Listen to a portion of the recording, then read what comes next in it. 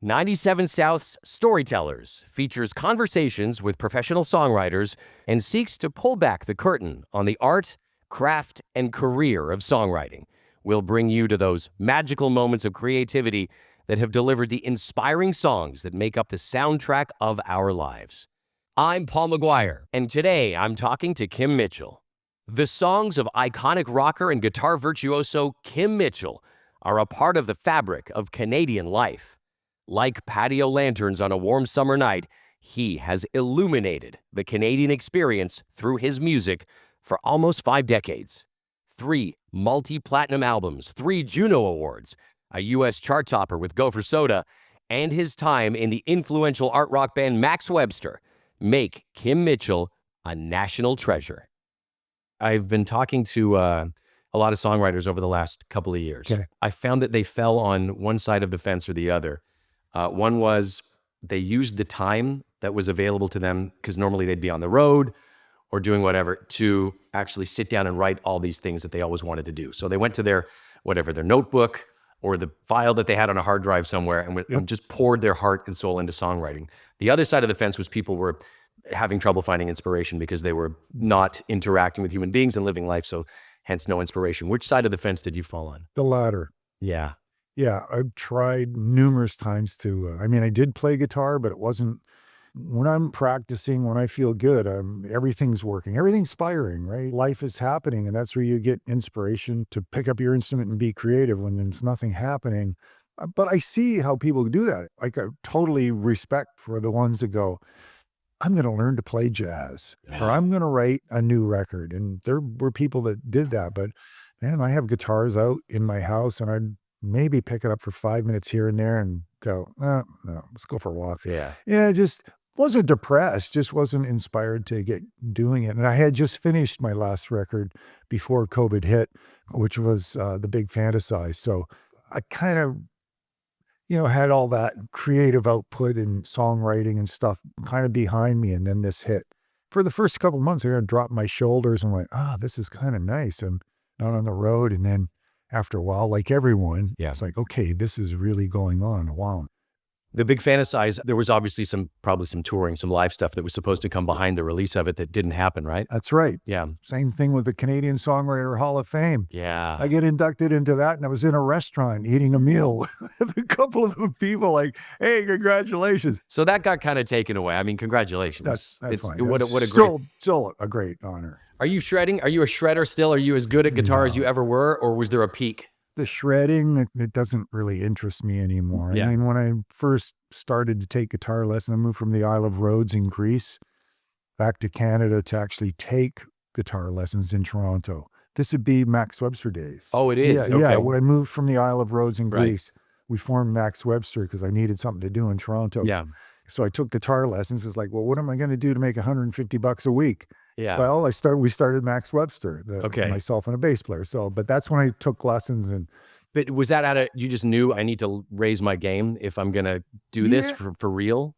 Yeah. I wanted to be a better guitar player. That's amazing. Because you already had success. You guys already had a following and everything, but you wanted little to, bit. yeah. Yeah, Max Webster started to do, well, we're talking like so long ago, lifetimes ago, Did it help your songwriting? Like getting better at the guitar Absolutely. Maybe it opened up some doors, right? Well, yes. I wrote my first song on the Isle of Rhodes in Greece. Like ever?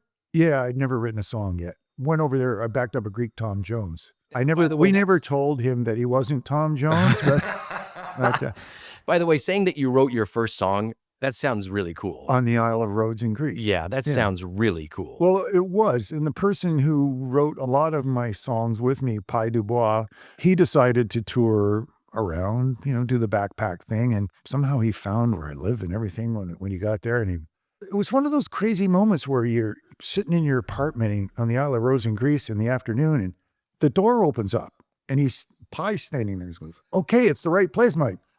What? He says, yeah, I just asked a couple guys, Greek guys over here. I said, some musicians live around here? Yeah, I think they're in that building on the 3rd floor or something. Yeah, so we wrote a song. He started to pull out papers and stuff like that after a few days, and we wrote a song called I Can Only Give You What My Heart Already Knows. Never finished it, but it was kind of a little country and western thing. And You got some stories, man. We're going to get to them Okay. today. Sure. But this podcast and your participation in 97 South Song Sessions can be maybe force you to crack open the hard drives in your brain for all those little stories. Some of those stories, right? Let's go. Okay, let's They start. might be fragmented a No, little. that's Okay. right. There is a difference between being a musician and being a songwriter, right? Yes. I mean, or a performer and a songwriter. The Mhm. delineation is artist is the performer, and then there are writers. And I'm like, for me, it's a songwriter can also be a performer. Exactly. But the songwriters, that's the artistry. That's where that starts, right? And obviously, it's an art to perform on stage and keep everybody connected and to do that job. There's an art to that. But the delineation, they don't refer to writers as artists. Artists, I started as a writer in Nashville, then I became an artist. I'm like, no, do you understand what I mean? Like, yeah, Yes, and I that's do. that kind of like bugs me. Yeah, songwriters have to have an understanding of, you can't not play an instrument, and you have to have something happening. Yeah. Sometimes it can be limited, and that can sometimes work to a songwriter's advantage. That they don't have all this harmonic knowledge and haven't studied music. They just know 4 or 5 chords, and they level out the most simple, beautiful stuff. There's Yeah. just some kind of mojo going on that they have that, like, bang, this thing all of a sudden presents itself. And there's a great song sitting there. And I love the feeling that, like, at 97 South, I'm looking at the people that they're going to be there, and like all their stuff. I'm like, wow, this is amazing. I've always said, as far as songwriting goes, I think simple is hard. Would you agree with that? Mm-hmm. Right. You're talking about a guy that knows 4 or 5 chords and can come up with something beautiful. Yeah. Have you had those epiphanies, those moments? I mean, that you must have. Yeah, thankfully, I've gone there and done that a little bit. I Yeah. would say a song like Easy to Tame is a very simple song. Did it come simply? Did it come easily, rather? It just kind of happened one day. And there is some advice for young songwriters is, because I was a rock musician, all of a sudden I'm off in this land writing this sort of like a country feel song. Yeah. But you don't stop yourself. If something starts to happen, take it to its logical conclusion. There's nobody else watching at that moment, Yeah. right? Even if you're hired to write a certain kind of thing, that's a whole nother world. But I just let that happen, and it was so simple. And I can still see my mother dancing to it when she was alive. She came up to visit me, and I said, yeah. She goes, well, you writing? I said, yeah, I just kind of finished this. And I don't know, it's called Easy to Tame. She just got up immediately and started to dance right in my apartment. I was just like, she goes, oh, I love it. It's so good. It's so good. So, Oh, that's I nice. sort of connected something to someone who didn't really know much about music other than how musical energy can move you. So, Yeah, how sometimes you Yeah. can't help but So- move your body. So the idea of a simple idea trumps, the more complicated and complex you get, the closer you get to, being a musician whose passenger door is held closed by a bungee cable. Yeah, I know what you mean. That makes any It sense. really does. Yeah. There is an audience that you are taking Yeah. into consideration, right? Well, am I or are we? I'm not sure. When I wrote Easy to Tame or when I wrote Patio Lanterns, I wasn't thinking of a lot of that stuff. I'm just in the process of creating. I never sit there and go, okay, what's my audience going to dig? I never was I doing that. understand. I Songwriting is understand that. It's a very unspoken. intimate thing. I know that there's some songwriters that think of it like this, but I always look at the songwriting part as I'm the roadie for the song. Yeah. I'm not really coming up with the ideas. I think that all this stuff is floating around in the universe and picks, comes down and goes, I'm going to do this guy. Okay. This woman, this artist, these songwriters, this, and these ideas come to you. It's not, you didn't invent this idea. It's like the universe kind of zaps me with an idea, and then I'm kind of the roadie for the song, and it's telling me, no, that's not the right chorus. No, that's not. Okay, more like that, And sometimes that process happens in hours. Sometimes it happens over months.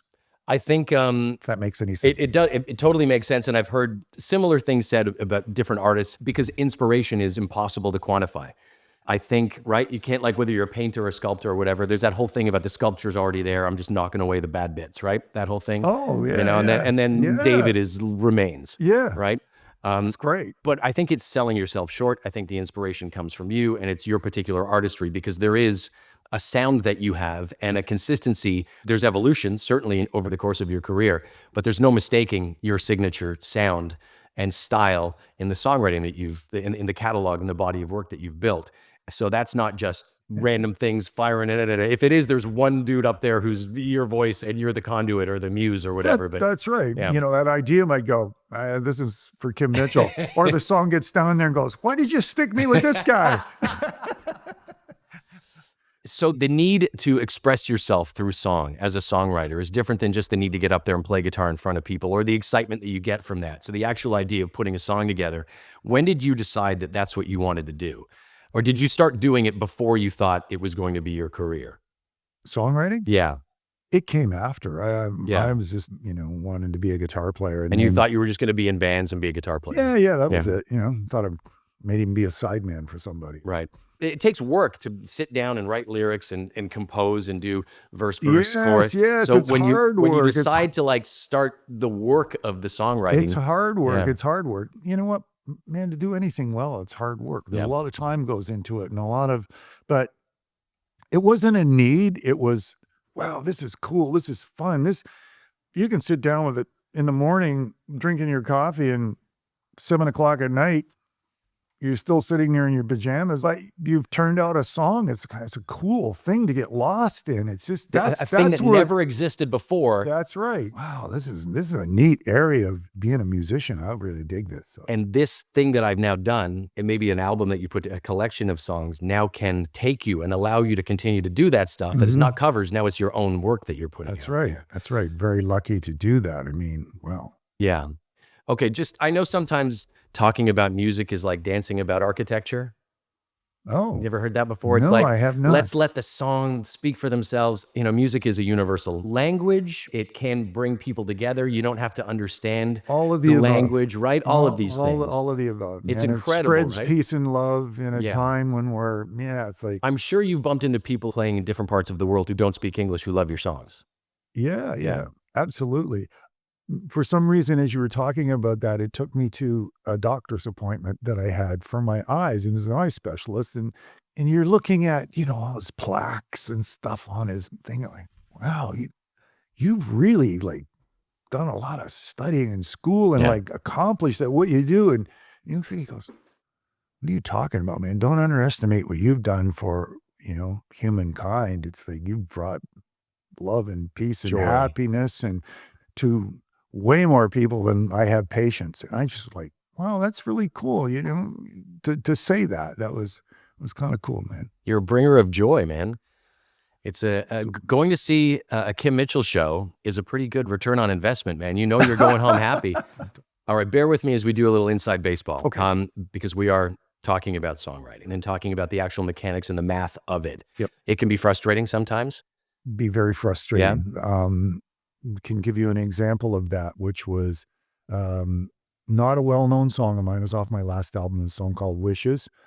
The verse part came together really quick and I didn't have a chorus and it took me years to finish it.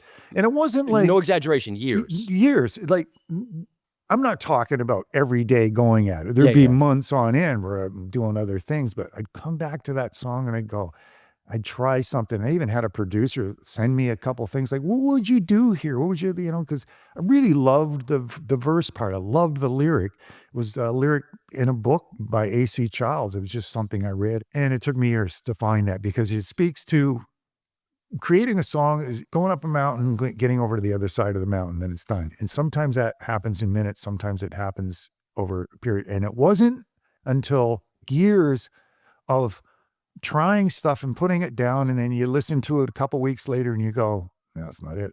Not it. That's what I'm talking about, being the roadie for the song. It's like, no, maybe, no. And then just one day in the house, it just picked up the acoustic guitar, wasn't even looking for it, and just kind of started to play it, and I didn't even think, just like, okay. You need that next part sometimes. And that's what we're talking about, the formatics of it, the agonizing over trying to find that next section sometimes. And it was like, there's something that sounds like it belongs. It sounds like it's meant to be there. It doesn't sound like you're trying too hard. Yeah. It doesn't sound dramatic. It's just like it just slides. It just goes right into that part. And I'm like, it's done. It's done. Wow. After years, to that point too, I've been told by, successful record producers and stuff, if something is taking you that long and is that hard to do, then the song sucks, I've heard people say that too. right? Yeah. So I'm like, so you're weighing that stuff. It's Yeah. right. Well, am I listening to you or am I going to listen? This is my life. This is my music. And I believe that first part of the song is really good. Yeah. Often they'll say, because they're like, come on, let's go. I need some product. We got to put a new EP out or something like that. They're like, the time you're wasting on that one that's struggling, you're struggling to give birth to, you could write 3 more hits. I know, but you're talking about the music industry Yes. now, which is like, yeah, that's different. Songwriters are like, well, not all songwriters, the Nashville guys and songwriting teams they're delivering that stuff. You're right. There's a pressure there to get up. That's their gig every day. And I kind of got the sense that you were always kind of, captaining your own ship. yeah. Yeah. That's a defining part of your career. You know who taught me that? Who?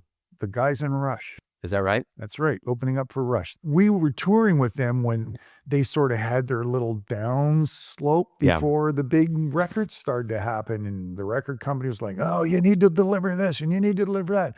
And we were in on some of their conversations, just backstage casual conversations. Hey man, this is our life. This is our music. We're responsible for it. If we fail, we fail. But do we want to listen to this? Like, no, let's do what we want to do. What makes us happy? Stuff like that. So I kind of started to do that and just, Oh man, I'd much rather, if I'm listening to you, I want to hear your voice. Yeah. The words that you're singing to me, I want to know that. I want to get to know you. That's why you fall in love with an artist, right? That's right. That's right. And an audience can sense all the other stuff. I think so. Find. The real true fans can be like, something's not feeling right here. What kind of songwriter would you consider yourself to be? I mean, autobiographical? Are you kind of more of a interpretive? Is there, Images. Images. Images. Okay. I've always gravitated towards imagery. But when you said imagery, what do you think popped into my head first? Okay, so patio lanterns. Yeah, patio lanterns. Those patio lanterns. They were the stars in the sky. Lighting up our lives. So you're in one of your blue moods. You want to have it your way, I want it mine. All this debating going around in a blue mood make me thirsty for love.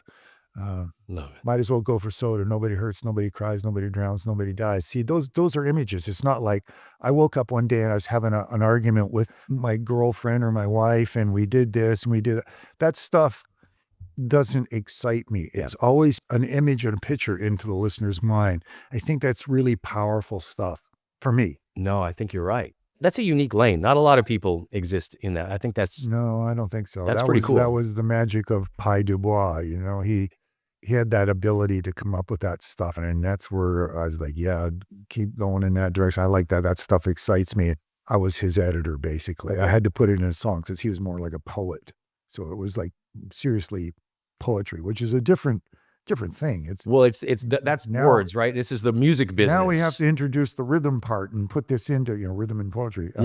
We got 4 minutes or 3 minutes or whatever. Well, not even that. Not even 4 minutes. It's like, okay, that line's great. Okay, that there. Okay, so here's what I have. Now, what would you follow that? Okay, that's great. Okay, working with Pi wasn't the easiest thing in the world, but I just loved what he did. I loved the way he jammed with the English language. So I'm assuming you probably butted heads a few times, but when you're taking a large grand idea that somebody has and then trying to, the end result needs to be a song. He's probably in love with many of the things that you had to edit out. Exactly. Yeah. Like, this isn't going to work. But it got down to like, what are you saying va for? It's ah. And I'm like, the arguments start because sometimes you just go, hey man, it's just like rock and roll. It's just a song. But in a way, it's really important. It's those melodic elements, the little subtleties, that stuff is really important. But sometimes the best stuff happens, just goes bang, rock and roll duty happened in 10 minutes.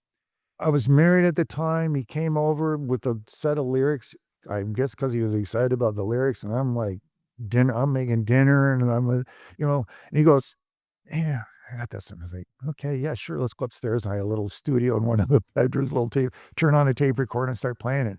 In 10 minutes, it was done. And we came downstairs, and at the time, my wife was like, so did you get anything done? And he goes, yeah, we just wrote a rock and roll hit. And one of the biggest compliments I got on that song was at the Juno Awards, sitting beside Steven Tyler and Joe Perry of Aerosmith. Yep. And they're like, holy shit, man, what was that song? You got that song? How come that song is like a major American, like a worldwide hit? What's going on with this business? Like, he just started fanboying out. You know? Getting the respect of your peers is nice. And another thing for songwriting, you learn, at least I learned, and I've always held it close to me, is it's quantity, not quality. It's something that when I started to do it, I just kept doing it, a lot of it. And you'll find your thing, right? Yeah. You can't I've heard sit there that too. I've heard it used for writing as well. How do you become a writer? Start writing. Whatever it is, sit down, blank page, Exactly. just start Yeah, putting just words start- together, because yeah. the song's not just going to come to you while you're No, asleep. it's not. And right? you know, it's the time spent thing. It's quantity, not quality. That will come. Yeah. As you had success on the radio, did your direction become more acceptable to the people around you, your team, Pi, for example? Were they like, this is actually working. Let's go and like give him his space. It's kind of hard to argue with the success that you had, right? Right. That's a good question. Let's give him more of this. Yeah. Right? Yeah. You have the record company cheering us like, hey, that was really good. Yeah. Give us another shaking like a Yeah, human yeah, being. yeah. Like, Or is it sort of they start bugging you more, or do they give you more freedom? to me, songwriting and is such an intimate thing. You know, you want to transmit this beautiful musical energy that always sounds like it's natural. My last record producer, we were talking about one of the songs on The Big Fantasize, and he goes, and he's a successful guy. Yeah. He was in my band actually at 17. And I made a comment about one of the songs. I went, hey, should we like blah, blah, blah, blah, blah. He stops and he turns around and he goes, listen. He goes, is you and I in the room right now? He says, and I'm sensing that somebody else is, you know, that chatter is coming from somewhere else. And he picked up on it just by my comment. And he was right. And he quit that day. It was like, if you want to continue, it's you and I in here. When we're in here, it's you and I. I don't want to hear any of that. I kind of love that, man. Any of that outside chatter. And this guy's had big hit records. Apologize, One Republic. Oh, wow. Okay. Yeah, Greg Wells, all the Katy Perry stuff. He had a song on Adele's record. Keith Urban, #1 song. Yeah. He's had success. And, you know, maybe someone will say, oh, it's easy for him to say that, but he's right. He's right. He's going for the artistry that comes from that artist, because only you can do that. Why would we dilute it? Yeah. Let's just have pure Kim Mitchell. Exactly. The songwriting skill is a very unique thing because it takes a little bit of, sure, everybody's insecure, but it also takes a bit of ego to say, hey, what I have to say is worthwhile. Yeah, you have to walk into it with some sort of confidence and some, you know, not arrogance, but walk close to it, right? Yeah. Like, you have to have that going on in this business anyway, either songwriting, like, yeah. Once again, that producer about songwriting, he goes, it's really funny. And he's Canadian. He's been in Los Angeles a long time. He goes, right away within the first day of recording, he goes, it's so funny working with a Canadian again. He says, because it's like, oh, I'm really sorry. I could have done that better. He says, in the States, it'd be like, hey, man, isn't that great? Like, that's fantastic. It's like, listen to that. It's like, it's amazing, right? We're awesome. Yeah. So we could use a little bit more of that. We could. A little bit more of you're that. right. We could, because you have to walk with that a little bit. The first time you performed one of your own songs on stage in front of a crowd, do you remember it? I remember the first time hearing a recorded song on the radio, and it was like, wow, this is pretty cool. Like, I pulled over, I had to stop driving. It was like today's, if you're going to place a cell phone call, you got to pull over. But I was like, pulled over. I'm like, listen to it. This is really happening. Somebody's playing one of my songs on the radio. That's a my moment. heart was racing. I was just like, oh my God. Can we do some of the legacy stories, just where they came from, the moments of inspiration? Let's start with Go for Soda. Okay. You said it started with the imagery. It's a lovely song. It's a lovely image. We're talking about imagery, and that's a strong image to me. Might as well go for soda. Nobody hurts, nobody cries, nobody drowns, nobody dies. It's a nice image of like the couple that are in an argument, and rather than saying, oh, we were in an argument and we finally threw our arms up in the air and we went, hey, let's go have a beer at the local, whatever. It's just like, Yeah. let's go for soda. Nobody drowns, nobody dies. It's better than slanders. It's like strong images, like, Love it. Where were you? Where'd you write it? What room were you in? Describe this surroundings. Yeah. St. Clair and Yonge, Heath Street, Toronto, Ontario. We're at a party there, which we'd have sometimes after gigs, and a lot of people would show up from a bar. So we're in a house that's got 100 people in it now. And we're in the kitchen, and there's a restaurant that we would frequent after gigs sometimes. It was called Fran's Restaurant on St. Clair, and we go get a chicken wing ding. It's not there anymore, but Pi and I are standing, and Pi goes, I've had enough of this. Like, this is driving me nuts. Let's go to Fran's. And he goes, yeah. He says, let's go for soda. That's what he said. Let's go for soda. And he even said, follow one line. He goes, yeah, we might as well go for soda. It's better. Nobody hurts. Nobody cries or something. I'm like, that's amazing. It just came out of his mouth. And he goes, oh. And there's a table with a bunch of food and stuff on it. Grabs a napkin. He goes, here, I'll write it down. He goes, I can come up with 1 million of these. And that's how it started. And then the song music part, what was the song? Sausalito Hot Nights and Sausalito Summer Nights. Yeah. Yep. I really liked that. And that's the takeoff on. Yeah,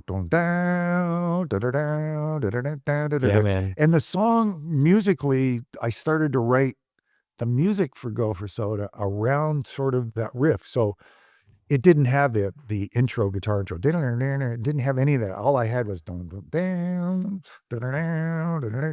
is that was the inspiration. It wasn't the same lick, so it's not plagiarizing. But then I realized, I can't. The song can't hang on that. So I came up with the intro, and that's how that got finished. And it was pretty quick. Yeah. Never knew. It was like, okay, it's just a song. Don't know.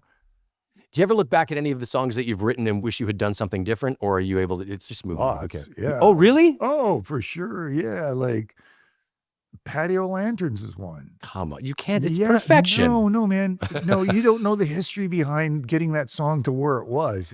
It was a hard song to sing. There's something about that that's to this day sounds stiff to me. Like I wasn't throwing my voice around. I just kind of like,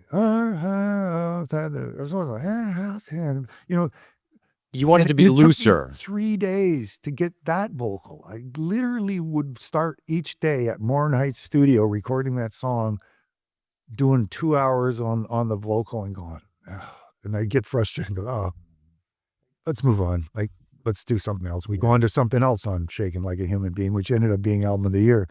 And 3 days in, the engineer and producer's like, man, that's pretty good. Like, it's good. I'm like, okay. But I'm deep down inside, I'm like, you were waving the white flag. I was like, yeah, a little bit. I waved the white flags like, okay, sure, whatever you think. Okay, all right.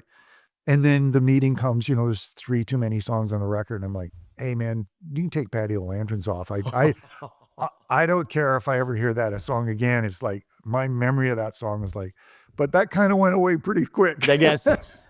So you obviously are still pretty tapped into what it was like to be in the room. You remember viscerally and all that stuff. Do you still feel like the same writer? I think in my early days of writing, I didn't know what a chorus was. I didn't know what a bridge was. I didn't know anything about the formatics of songwriting. It wasn't until Rick Emmett, another Canadian musician, went, hey, Kim. I'm like, yeah. He goes, do you know the parts of a song? And he sat me down and taught me, this is what a B verse does. B verse is before the chorus. It builds tension. And I'm like, oh, yeah. And I sort of took that and it became sort of a little checklist as to not what I should be doing, but more like, do I have that? At least there was Some guidelines. Yeah, there was something on the table that I could go, okay, I don't have a bridge in this song. Should I try it? No, it doesn't do that because the Beatles knew all that stuff. Yeah. And they broke the rules all the time. There's indie cinema and there's Hollywood, but there's still like a screenwriting structure. Unless you're like, doing some crazy French impressionist stuff. Exactly. Right? But there's still then you're on your own. Good luck to you. Exactly. Good luck to you. But there's still, here's what a screenplay looks like. Yeah. Here's what a song looks like. I love that Rick Emmett was like, hey man, you got some stuff going on. It's really good, but That's what he's exactly saying. Hey, yeah, Max Webster, a really fan, but do you know what a chorus That's the is? Like, best. he was really sweet about it. I'm like, Yeah. no, okay, yeah. That is a cool moment. So I thank him for sort of the big songwriting lesson. But yeah, quick answer to your question. Yeah. Different songwriter completely in Max Webster. And then as you age, as you do it more and more and more, we like to think of ourselves as better songwriters. At the end of the day, it's like, get your music to where you love it. And that's the goal. Easy to tame. I wrote it on the keyboard. And I'm not a piano player. So hence the simplicity of the chords. I call them the country corner chords, Yep. right? So I sat there just doing pads, like just holding chord, what do I do? And I had the lyrics, and it's so sad. And then, edit that line, do that, move that one down here. And the thing that probably started to drive me nuts too was I had a drum machine. So it was like, dun-ch, dun-dun-ch, dun-ch. And it was a terrible drum machine. It was like, dun-ch, dun-dun-ch. Yeah. What am I doing? And I listen back to it and go, I'm writing a country song? Like, what's going on here? But then it was like, yeah, okay, so I am. So what? Like, Yeah. and that's when I say my mom, she was like, I can still picture her in my mind, like, God That's rest so her nice. soul. It's just like, she's like sitting beside me and got right up and just started to dance with the doom, doom, doom, what am I doing? That's nice. Well, I mean, sometimes writers that I talk to will be like, I turned around after playing this song and realized my kids were dancing or something like that. They're Yeah, like, yeah. oh, I'm onto something there. Made their body move, right? Yeah. You're transmitting energy. That's what musical notes And are. I mean, Neil Young, country stuff, the Eagles, country stuff. I mean, I love Bob Dylan, right? And guys who also rocked out like you. Dude, I spent 2 summers in Dick Dixon and the Stone Mountain Band. Who's that? Well, it's a country band from Sarnia. It's like, had a motorcycle. The bass player was a cop. It was badass. That sounds They were really like good, playing man. bars every night. Hey, I'm like the guitar player in there. That was fun. The Man. bass player's a cop. I love that. So you always got paid. Yeah. You always got paid. Kidding. Yeah. Diamonds, diamonds. Yep. Beautiful lyric I liked on that. Sort of just playing the little really on the guitar. So it was a 6th chord arpeggio kind of thing. I don't like the sound of it on guitar. But I like, she comes across like diamonds. Really sort of like, as it rolled out, I remember thinking, this is almost like a nursery rhymey note. Across Yeah. like Like it could be a music box yeah, almost. yeah. It had that feel, and I was like, well, the guitar is kind of ruining it. So asked the keyboard player, I said, can you get like a chimey bell sound on your keyboards that would, and then that sort of became the signature sound of the song. Was Yeah. like, and there's some odd chords, that Kim Mitchell-y kind of chords in the solo, which they're very strange. Yeah, I think those are the sticky things. Right. Those are the things that cause it to Signature stick. things, Yeah. yeah. I mean, there was a little third person-y of you to go Kim Mitchell-y, but that's part of the 30,000 foot thing I was talking about earlier. Yeah. Where you can actually identify the thing that makes it not random that these songs come to you. This is Right. your artistry. Hey, man, thank you for sharing. Thanks. It's unbelievable how much of a part of our musical DNA, your Thanks. imagery, your ability to access rather, things that are around us that seem like not obvious, but just that we don't maybe focus on the right way. Jerry Patio lanterns and Jerry sodas Seinfeld and- was really good at taking everyday things that we were going through in life and kind of like looking at them a different way. And you've done the same thing in the world of music. So keep your eyes open and ears absolutely open, beautiful, right? man. Thanks. Thanks, Kim. All right. Thanks for listening. This has been Storytellers. Download the free Stingray Music mobile app and listen to the 97 South Song Sessions channel today. Stingray Music. Life's on you. Music's on us.